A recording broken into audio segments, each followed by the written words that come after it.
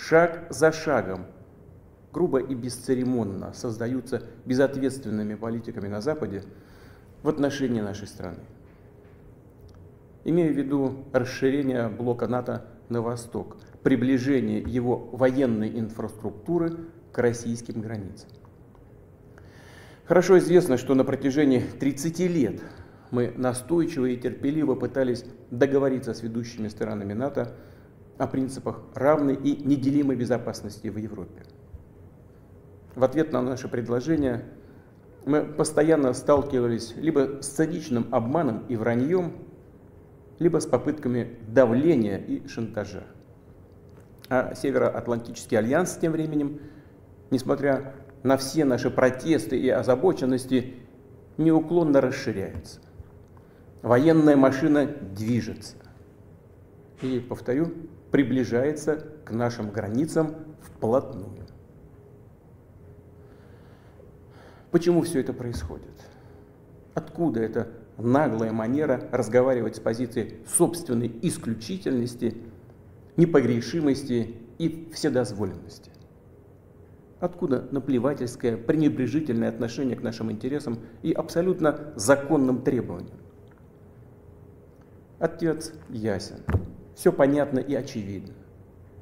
Советский Союз в конце 80-х годов прошлого века ослаб, а затем и вовсе развалился. Весь ход происходивших тогда событий – это хороший урок для нас и сегодня. Он убедительно показал, что паралич власти, воли – это первый шаг к полной деградации и забвению. Стоило нам тогда на какое-то время потерять уверенность в себе, и все. Баланс сил в мире оказался нарушенным. Это привело к тому, что прежние договоры, соглашения уже фактически не действуют. Уговоры и просьбы не помогают. Все, что не устраивает гегемона, власть придержащих объявляется архаичным, устаревшим, ненужным. И наоборот, все, что кажется им выгодным, преподносится как истина в последней инстанции. Продавливается любой ценой, хамски, всеми средствами. Несогласных ломают через колено. То, о чем сейчас говорю, касается не только России. И не только у нас вызывает озабоченность. Это касается всей системы международных отношений, а подчас даже и самих союзников США. После развала СССР фактически начался передел мира. И сложившиеся к этому времени нормы международного права, а ключевые, базовые из них были приняты по итогам Второй мировой войны и во многом закрепляли ее результаты, стали мешать тем, кто объявил себя победителем в холодной войне. Конечно, в практической жизни, в международных отношениях, в правилах по их регулированию нужно было учитывать и изменение ситуации в мире, и самого баланса сил.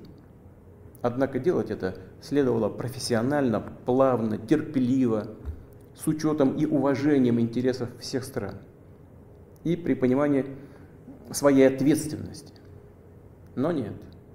В состоянии эйфории от абсолютного превосходства, своего рода современного вида абсолютизма, да еще и на фоне низкого уровня общей культуры и чванства тех, кто готовил, принимал и продавливал выгодные лишь для себя решения, ситуация начала развиваться по другому сценарию.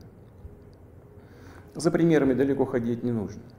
Сперва без всякой санкции Совета Безопасности ООН провели кровопролитную военную операцию против Белграда. Использовали авиацию, ракеты прямо в самом центре Европы. Несколько недель непрерывных бомбежек по мирным городам, по жизнеобеспечивающей инфраструктуре. Приходится напоминать эти факты, а то некоторые западные коллеги не любят вспоминать те события. А когда мы говорим об этом, предпочитают указывать не на нормы международного права, а на обстоятельства, которые трактуют так, как считают нужным. Затем наступила очередь Ирака, Ливии, Сирии, нелегитимное использование военной силы против Ливии, извращение всех решений Совета Безопасности ООН по ливийскому вопросу привело к полному разрушению государства, к тому, что возник огромный очаг международного терроризма, к тому, что страна погрузилась в гуманитарную катастрофу, в пучину непрекращающейся до сих пор многолетней гражданской войны. Трагедия, на которую обрекли сотни тысяч, миллионы людей не только в Ливии, но и во всем этом регионе, породила массовый миграционный исход из Северной Африки и Ближнего Востока в Европу. Подобную судьбу уготовили и Сирии. Боевые действия западной коалиции на территории этой страны без согласия сирийского правительства и санкции Совета Безопасности ООН – это не что иное, как агрессия, интервенция. Однако особое место в этом ряду занимает, конечно же, вторжение в Ирак, тоже без всяких правовых оснований. В качестве предлога выбрали якобы имеющуюся у США достоверную информацию о наличии в Ираке оружия массового поражения. В доказательство этого публично, на глазах у всего мира, госсекретарь США тряс какой-то пробиркой с белым порошком, уверяя всех, что это и есть химическое оружие, разрабатываемое в Ираке. А потом оказалось, что все это подтасовка, блеф. Никакого химического оружия в Ираке нет. Невероятно, удивительно, но факт остается фактом.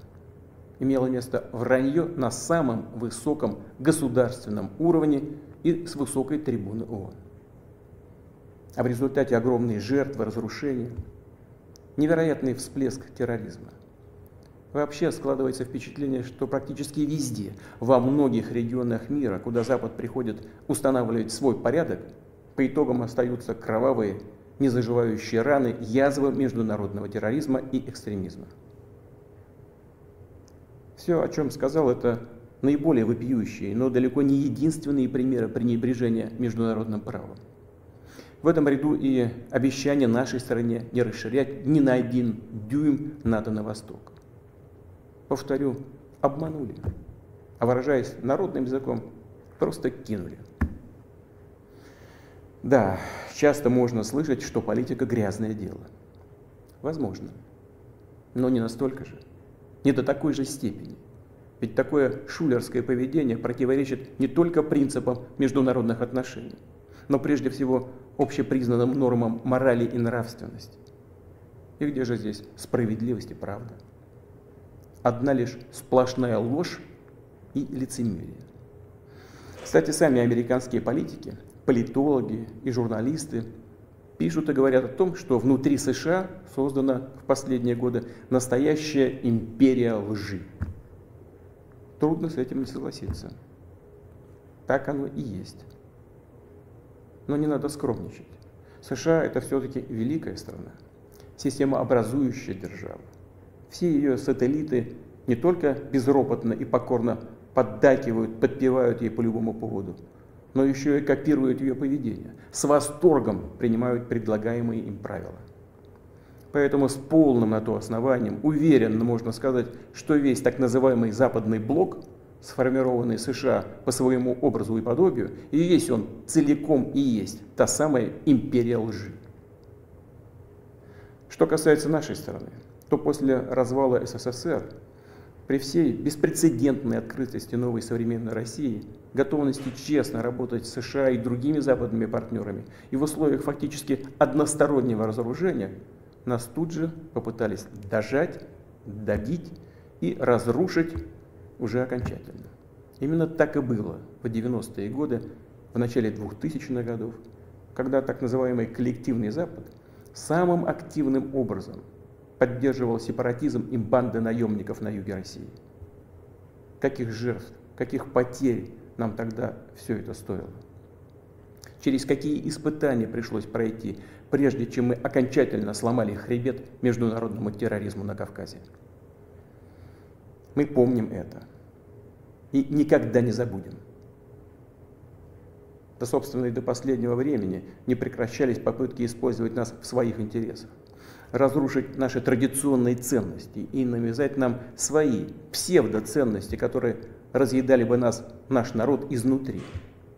Те установки, которые они уже агрессивно насаждают в своих странах и которые прямо ведут к деградации и вырождению, поскольку противоречат самой природе человека. Этому не бывать. Никогда и ни у кого этого не получалось. Не получится и сейчас. Несмотря ни на что, в декабре 2021 года мы все-таки в очередной раз предприняли попытку договориться с США и их союзниками о принципах обеспечения безопасности в Европе и о нерасширении НАТО. Все тщетно. Позиция США не меняется. Они не считают нужным договариваться с Россией по этому ключевому для нас вопросу. Преследуя свои цели, пренебрегают нашими интересами. И, конечно, в этой ситуации у нас возникает вопрос, а что же делать дальше? Чего ждать? Мы хорошо знаем из истории, как в 1940 году и в начале 1941 года прошлого века Советский Союз всячески стремился предотвратить или хотя бы оттянуть начало войны. Для этого в том числе старался буквально до последнего не провоцировать потенциального агрессора. Не осуществлял или откладывал самые необходимые и очевидные действия для подготовки к отражению неизбежного нападения. А те шаги, которые все же были в конце концов предприняты, уже катастрофически запоздали. В результате страна оказалась не готова к тому, чтобы в полную силу встретить нашествие нацистской Германии, которая без объявления войны напала на нашу родину 22 июня 1941 года. Врага удалось остановить, а затем и сокрушить, но колоссальной ценой. Попытка ублажить агрессора в преддверии Великой Отечественной войны оказалась ошибкой, которая дорого стоила нашему народу. В первые же месяцы боевых действий мы потеряли огромные стратегически важные территории и миллионы людей. Второй раз мы такой ошибки не допустим. Не имеем права. Те, кто претендует на мировое господство, публично, безнаказанно и, подчеркну, без всяких на то оснований объявляют нас, Россию, своим врагом, они действительно располагают сегодня большими финансовыми, научно-технологическими и военными возможностями. Мы знаем об этом и объективно оцениваем постоянно звучащие в наш адрес угрозы в сфере экономики. Так же, как и свои возможности противостоять этому наглому и перманентному шантажу. Повторю, мы оцениваем их без иллюзий, предельно реалистично. Что касается военной сферы, то современная Россия даже после развала СССР и утраты значительной части его потенциала является сегодня одной из самых мощных ядерных держав мира. И более того, обладает определенными преимуществами в ряде новейших видов вооружений. В этой связи ни у кого не должно быть сомнений в том, что прямое нападение на нашу страну приведет к разгрому и ужасным последствиям для любого потенциального агрессора. Вместе с тем, технологии, в том числе оборонные, меняются быстро. Лидерство в этой области переходит и будет переходить из рук в руки. А вот военное освоение прилегающих к нашим границам территорий, если мы позволим это сделать, останется на десятилетия вперед, а может и навсегда. И будет создавать для России постоянно нарастающие, абсолютно неприемлемые угрозы. Уже сейчас, по мере расширения НАТО на восток, ситуация для нашей страны с каждым годом становится все хуже и опаснее. Более того, в последние дни руководство НАТО прямо говорит о необходимости ускорить, форсировать продвижение инфраструктуры Альянса к границам России. Другими словами, они ужесточают свою позицию. Продолжать просто наблюдать за тем, что происходит, мы больше не можем. Это было бы с нашей стороны абсолютно безответственно. Дальнейшее расширение инфраструктуры Североатлантического альянса и начавшееся военное освоение территории Украины для нас неприемлемо. Дело, конечно, не в самой организации НАТО, это только инструмент внешней политики США. Проблема в том, что на прилегающих к нам территориях, замечу, на наших же исторических территориях, создается враждебная нам антироссия, которая поставлена под полный внешний контроль, усиленно обживается вооруженными силами натовских стран и накачивается самым современным оружием. Для США и их союзников это так называемая политика сдерживания России. Очевидные геополитические дивиденды. А для нашей страны это в итоге вопрос жизни и смерти.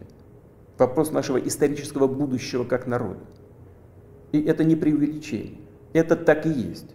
Это реальная угроза не просто нашим интересам, а самому существованию нашего государства, его суверенитету. Это и есть та самая красная черта, о которой неоднократно говорил. Они ее перешли. В этой связи и о положении в Донбассе. Мы видим, что те силы, которые в 2014 году совершили на Украине госпереворот, захватили власть и удерживают ее с помощью, по сути, декоративных выборных процедур, окончательно отказались от мирного урегулирования конфликта. 8 лет, бесконечно долгих 8 лет мы делали все возможное, чтобы ситуация была разрешена мирными политическими средствами. Все напрасно. Как уже говорил в своем предыдущем обращении, нельзя без сострадания смотреть на то, что там происходит. Терпеть все это было уже просто невозможно. Необходимо было немедленно прекратить этот кошмар, геноцид в отношении проживающих там миллионов людей, которые надеются только на Россию, надеются только на нас с вами. Именно эти устремления, чувства, боль людей и были для нас главным мотивом принятия решения о признании народных республик Донбасса. Что считаю важным дополнительно подчеркнуть. Ведущие страны НАТО для достижения своих собственных целей во всем поддерживают на Украине крайних националистов и неонацистов, которые, в свою очередь, никогда не простят крымчанам и севастопольцам их свободный выбор воссоединения с Россией. Они, конечно же, полезут и в Крым, причем так же, как и на Донбасс, с войной. С тем, чтобы убивать, как убивали беззащитных людей, карателей из банд украинских националистов, пособников Гитлера во время Великой Отечественной войны. Откровенно заявляют они о том, что претендуют на целый ряд других российских территорий. Весь ход развития событий и анализ поступающей информации показывает, что столкновение России с этими силами неизбежно. Это только вопрос времени. Они готовятся, они ждут удобного часа. Теперь претендуют еще и на обладание ядерным оружием. Мы не позволим им этого сделать. Как уже говорил ранее, Россия после развала СССР приняла новые геополитические реалии. Мы с уважением относимся и будем также относиться ко всем вновь образованным на постсоветском пространстве странам. Мы уважаем и будем уважать их суверенитет. И пример тому – помощь, которую мы оказали Казахстану, который столкнулся с трагическими событиями, с вызовом своей государственности и целостности. Но Россия не может чувствовать себя в безопасности, развиваться, существовать с постоянной угрозой, исходящей с территории современной Украины. Напомню, что в 2000-2005 годах мы дали военный отпор террористам на Кавказе. Отстояли целостность нашего государства, сохранили Россию. В 2014 году поддержали крымчан и севастопольцев. В 2015 применили вооруженные силы, чтобы поставить надежный заслон проникновению террористов из Сирии в Россию. Другого способа защитить себя у нас не было. То же самое происходит и сейчас. Нам с вами просто не оставили ни одной другой возможности защитить Россию, наших людей, кроме той, которую мы вынуждены будем использовать сегодня. Обстоятельства требуют от нас решительных и незамедлительных действий. Народные республики Донбасса обратились к России с просьбой о помощи. В связи с этим, в соответствии со статьей 51 части 7 Устава ООН, санкции Совета Федерации России и во исполнение ратифицированных Федеральным собранием 22 февраля сего года договоров о дружбе и взаимопомощи с Донецкой Народной Республикой и Луганской Народной Республикой, мною принято решение о проведении специальной военной операции. Ее цель защита людей, которые на протяжении 8 лет подвергаются издевательствам, геноциду со стороны киевского режима. И для этого мы будем стремиться к демилитаризации и денацификации Украины, а также преданию суду тех, кто совершил многочисленные кровавые преступления против мирных жителей, в том числе и граждан Российской Федерации. При этом в наши планы не входит оккупация украинских территорий. Мы никому и ничего не собираемся навязывать силой. Вместе с тем мы слышим, что в последнее время на Западе все чаще звучат слова о том, что подписанные с советским тоталитарным режимом документы, закрепляющие итоги Второй мировой войны, не следует уже и выполнять. Ну что же, что ответить на это? Итоги Второй мировой войны, как и жертвы, принесенные нашим народом на алтарь победы над нацизмом, священны. Но это не противоречит высоким ценностям прав и свобод человека, исходя из тех реалий, которые сложились на сегодня за все послевоенные десятилетия. Также не отменяет право нации на самоопределение, закрепленное в статье 1 Устава ООН. Напомню, что ни при создании СССР, ни после Второй мировой войны людей, проживавших на тех или иных территориях, входящих в современную Украину, никто никогда не спрашивал о том, как они сами хотят обустроить свою жизнь. В основе нашей политики свобода. Свобода выбора для всех самостоятельно определять свое будущее и будущее своих детей. И мы считаем важным, чтобы этим правом выбора, могли воспользоваться все народы, проживающие на территории сегодняшней Украины. Все, кто этого захочет. В этой связи обращаюсь и к гражданам Украины. В 2014 году Россия была обязана защитить жителей Крыма и Севастополя от тех, кого вы сами называете нациками. Крымчане и севастопольцы сделали свой выбор быть со своей исторической родиной, с Россией. И мы это поддержали. Повторю, просто не могли поступить иначе. Сегодняшние события связаны не с желанием ущемить интересы Украины и украинского народа. Они связаны с защитой самой России от тех, кто взял Украину в заложники и пытается использовать ее против нашей страны и ее народа. Повторю, наши действия – это самозащита от создаваемых нам угроз и от еще большей беды, чем та, что происходит сегодня. Как бы тяжело ни было, прошу понять это и призываю к взаимодействию, чтобы как можно скорее перевернуть эту трагическую страницу и вместе двигаться вперед. Никому не позволять вмешиваться в наши дела, в наши отношения, а выстраивать их самостоятельно, так, чтобы это создавало необходимые условия для преодоления всех проблем. И, несмотря на наличие государственных границ, укрепляло бы нас изнутри как единое целое. Я верю в это. Именно в такое наше будущее. Должен обратиться и к военнослужащим вооруженных сил Украины. Уважаемые товарищи, ваши отцы, деды и прадеды не для того сражались с нацистами, защищая нашу общую родину, чтобы сегодняшние неонацисты захватили власть на Украине. Вы давали присягу на верность украинскому народу, а не антинародной хунте, которая грабит Украину и издевается над этим самым народом. Не исполняйте ее преступных приказов. Призываю вас немедленно сложить оружие и идти домой. Поясню. Все военнослужащие украинской армии, которые выполнят это требование, смогут беспрепятственно покинуть зону боевых действий и вернуться к своим семьям. Еще раз настойчиво подчеркну. Вся ответственность за возможное кровопролитие будет целиком и полностью на совести правящего на территории Украины режима. Теперь несколько важных, очень важных слов для тех, у кого может возникнуть соблазн со стороны вмешаться в происходящие события. Кто бы ни пытался помешать нам, а тем более создать угрозы для нашей страны, для нашего народа, должны знать, что ответ России будет незамедлительным и приведет вас к таким последствиям, с которыми вы в своей истории еще никогда не сталкивались. Мы готовы к любому развитию событий. Все необходимые в этой связи решения приняты.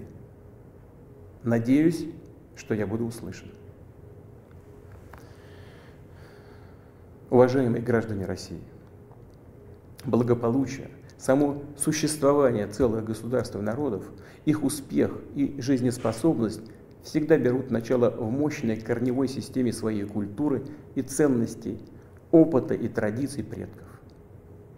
И, конечно, прямо зависит от способности быстро адаптироваться к постоянно меняющейся жизни, от сплоченности общества, его готовности консолидировать, собирать воедино все силы, чтобы идти вперед. Силы нужны всегда, всегда, но сила может быть разного качества. В основе политики империи лжи, о которой я говорил в начале своего выступления, прежде всего лежит грубая, прямолинейная сила. В таких случаях у нас говорят: силы есть, ума не надо. А мы с вами знаем, что настоящая сила в справедливости и правде, которая на нашей стороне. А если это так, то трудно не согласиться с тем, что именно сила и готовность к борьбе лежат в основе независимости и суверенитета, являются тем необходимым фундаментом, на котором только и можно надежно строить свое будущее, строить свой дом, свою семью, свою родину. Уважаемые соотечественники, уверен, что преданные своей стране солдаты и офицеры вооруженных сил России профессионально и мужественно исполнят свой долг. Не сомневаюсь, что слаженно и эффективно будут действовать все уровни власти, специалисты, отвечающие за устойчивость нашей экономики, финансовой системы, социальной сферы, руководители наших компаний и весь российский бизнес. Рассчитываю на консолидированную патриотическую позицию всех парламентских партий и общественных сил. В конечном счете, как это всегда и было в истории, судьба России в надежных руках нашего многонационального народа. А это значит, что принятые решения будут выполнены, поставленные цели достигнуты, безопасность нашей Родины надежно гарантирована.